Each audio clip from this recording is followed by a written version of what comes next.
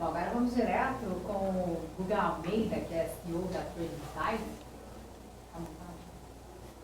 Agora sim, nós vamos direto então com o Guga Almeida aqui na nossa programação. Agora, 9 horas e 17 minutos. Guga, que é CEO da Trading Sites.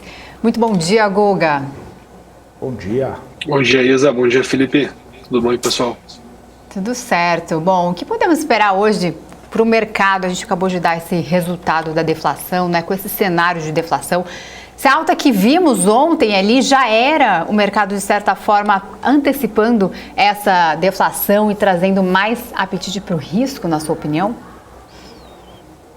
Bom, para mim o movimento de ontem é uma continuidade daquela inércia de alta que a gente teve aí, que começou lá na metade do mês de julho.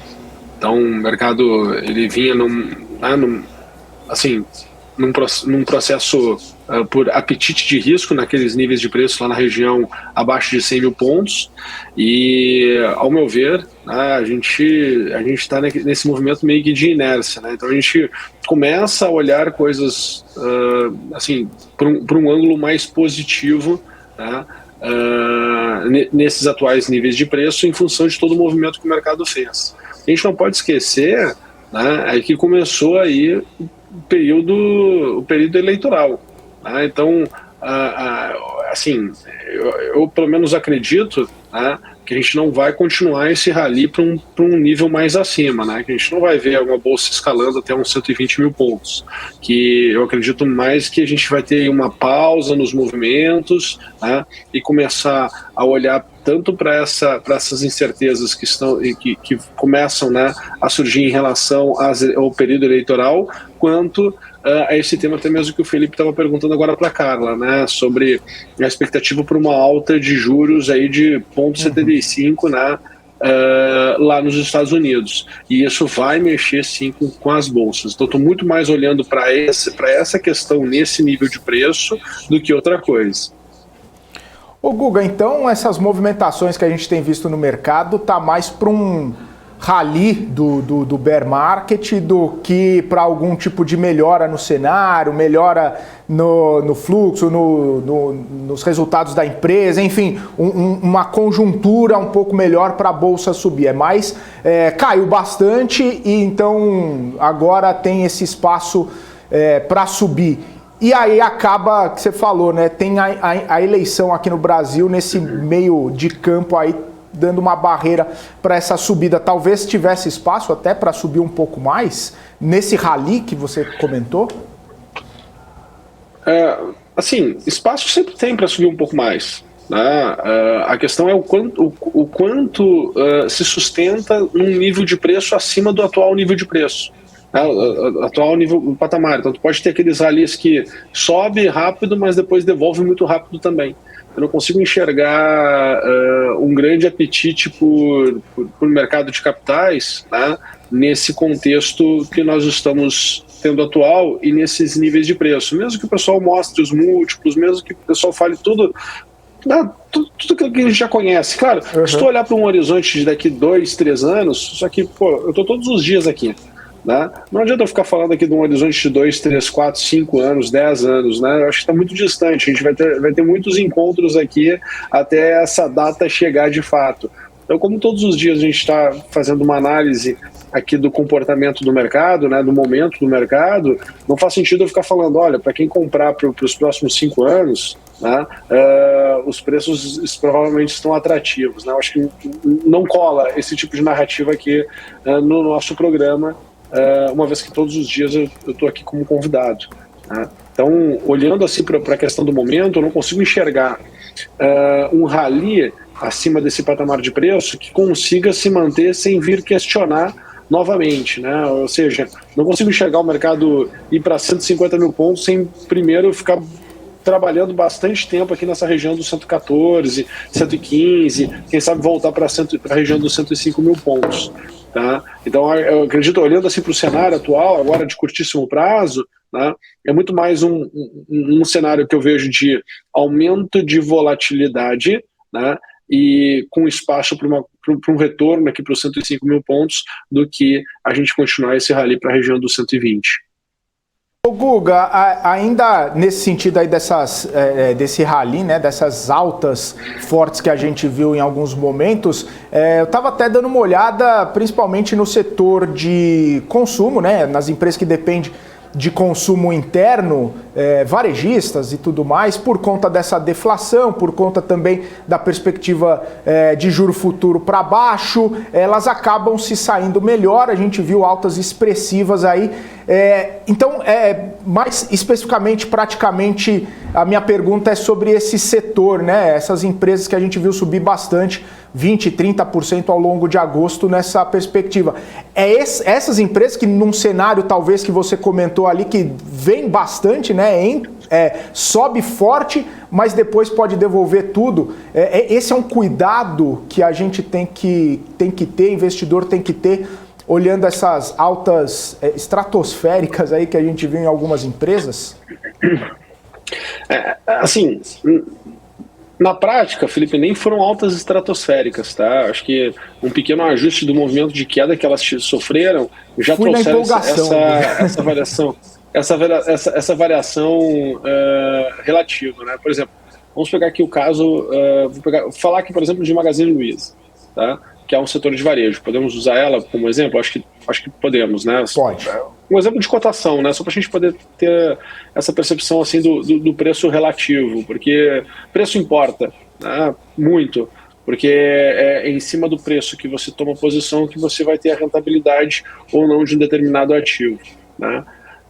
Se nós olharmos para a cotação de Magazine Luiza lá em julho do ano passado, né, lá na metade de julho do ano passado, ela estava negociando, se nós trouxermos, né, olharmos para o gráfico, ela estava negociando em torno de R$25. Né? Em julho deste ano, um ano depois, ela está sendo negociada a R$2. Então ela caiu em mais de 90% a cotação. Uma vez que tu teve uma variação de mais de 90% a cotação, ela subir 100%, ela sair de 2 para 4. Só que se tu for olhar de 25 para 4, né, a correção ainda dela, a queda dela ainda é de algo em torno aí de 80%, mais de 80% de queda. Então, no preço relativo do que ela era há um ano atrás, e o que ela está agora, né, tu vê que continua ainda com uma queda muito expressiva. Porém, né, quando a gente olha de R$2, né, que chegou abaixo de R$2, para R$4, tu tem uma alta de 100%. Então, tu tem uma percepção, né, como a gente, querendo ou não, né, a memória do investidor ela é curta, porque ela vai tendo essas atualizações, né, diárias, instante a instante. Então, se tu for olhar, né, de 2 a 4, né, é uma alta de 100%.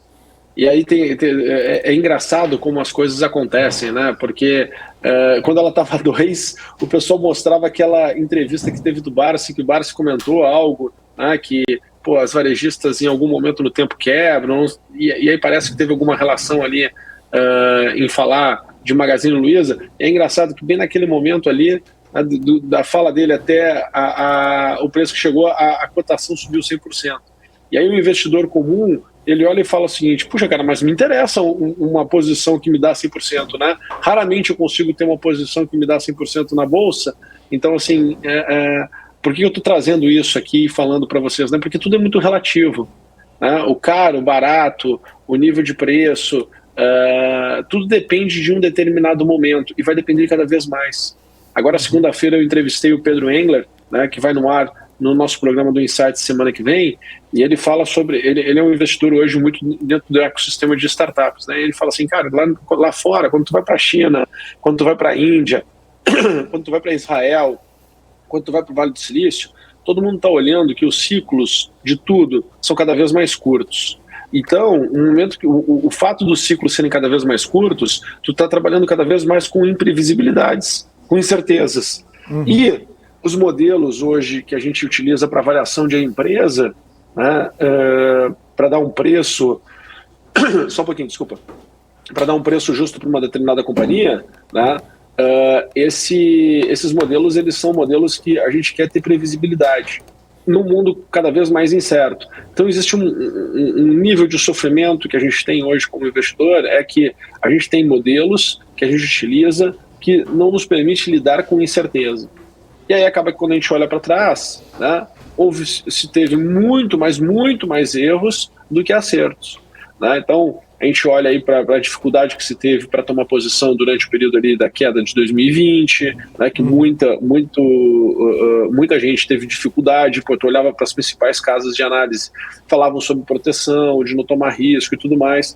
A gente teve aquele belo rally de 2020, né, máxima histórica em 2021, aí em 2021 começa a se ter uma outra visão, começa a se ter uma outra expectativa, né, começa a se ter um outro olhar, aí o mercado começa a corrigir, porque aí começa a se ter uma alta de juros, que ninguém esperava que teria alta de juros. Agora a gente está aqui num momento, né, que a gente está chegando num momento que está se tendo alta de juros nos Estados Unidos e provavelmente lá os juros vai chegar num patamar que ninguém previa que poderia chegar, isso vai impactar. Claro que todo mundo vai, alguns, né, aí tem que entender qual é a função de cada um dos participantes do mercado, né? Qual é a função do analista que está começando, o analista que está há muito tempo, tem uma história a se perder, para aquele cara que é o comentarista, para o cara que é o jornalista, para a pessoa que é, de certa forma, o gestor, né, que tem uma outra visão, tem uma outra vontade, uma outra necessidade. Então, cada participante do mercado tem algo que motiva ele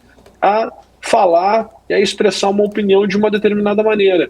Então, a gente tem que tentar entender, né, como investidor, aquilo que a gente está olhando, se de fato, né, existe uma janela de oportunidade para o preço poder ter uma certa valorização, qual é o risco, né, dessa valorização não acontecer e, né, o quanto do teu portfólio de fato faz sentido você alocar naquela situação. Então tem que ter uma visão ampla das coisas para poder tomar um risco, né, da maneira mais interessante em cada um dos momentos, né? Estava batendo na questão de varejo em função da inflação, estava tendo muita certeza em relação à inflação, pois é, logo depois veio o quê? Veio aí a surpresa da deflação, a surpresa do varejo, e poucas pessoas estavam de fato olhando para que ali tinha uma janela de oportunidade, ali poderia performar a sua carteira e ali poderia ter essas rentabilidades, como é que é? Explosivas? Como é que falou, Felipe? Estratosféricos. Estratosféricas, exato. Beleza, Guga. Só para registrar aqui, elogio do Peter Santana, do Alexandre Pedroso, aqui também, da Patrícia no nosso chat, falando que você mandou muito bem. Valeu, Guga! Obrigado mais uma vez pela parceria, estarmos juntos aí nessa quarta-feira. Bons negócios, até amanhã. Valeu, pessoal. Bom dia, bons negócios. Tchau, tchau. Falou, tchau, tchau.